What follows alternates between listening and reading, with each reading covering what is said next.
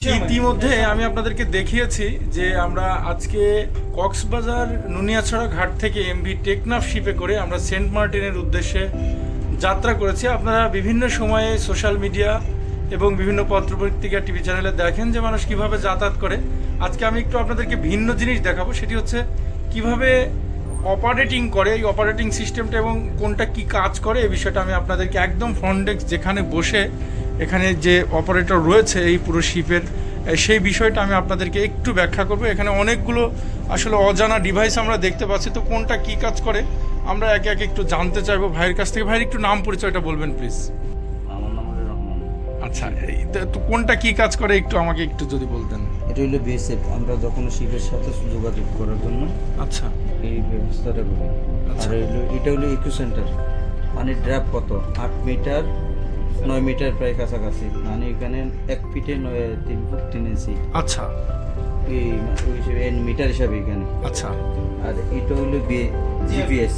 আচ্ছা আচ্ছা, এটা রুট করা, মানে রুট চ্যানেলটা শো করে আর কি। আর এটা দিয়ে আমরা যে কোনো জায়গাতে আপনি শো করলে অনুযায়ী নিয়ে যাবে।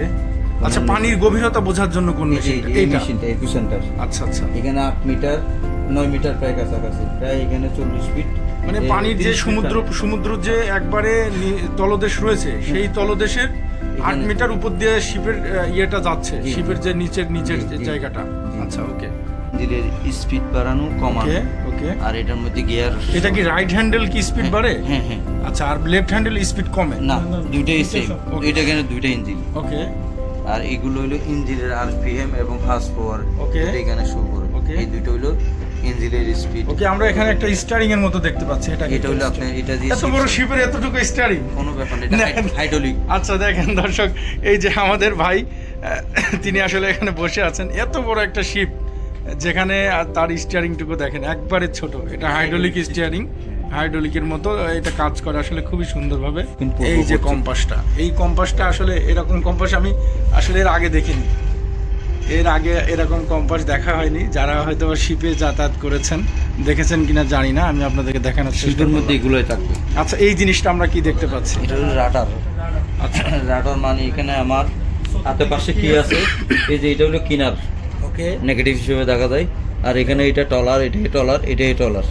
আচ্ছা আচ্ছা আচ্ছা, আমার এখানে 6 কিলোমিটার ভিতর যায়, আয়ত্তের ভিতর আছে, সব এখানে শো করবে। এটা খুব সুন্দর একটা জিনিস আসলে দেখলাম আমরা, একটা চমকপ্রদ বিষয়। এটা হলো রাত্র অন্ধকারে আমাদের বেশিরভাগ সেফের জন্য। ওকে ওকে, এই রাডারটাতে হচ্ছে আশেপাশে যে ছোট টলারগুলো আছে যখন কিছু এখানে নেগেটিভ হিসেবে দেখা যাবে। এই যে একটা এটা হলো টলার। আমাদের যে জাহাজটা, এই জাহাজটার অবস্থানটা কোথায় বোঝাচ্ছে তাহলে? এই জায়গাতে একদম মাঝখানে। আচ্ছা, আর এই যে গোলাকার যে ব্যাসটা রয়েছে, এই ব্যাসটাকে কতটুকু দূরত্ব বোঝায় এখান থেকে?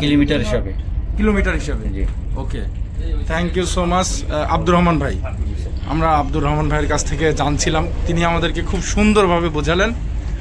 আমি আব্দুল সালাম আপনাদের সাথে থাকবো এবং যে বিষয়গুলো রয়েছে সেগুলো আমি একে একে আপনাদেরকে দেখানোর চেষ্টা করব। ধন্যবাদ সবাইকে।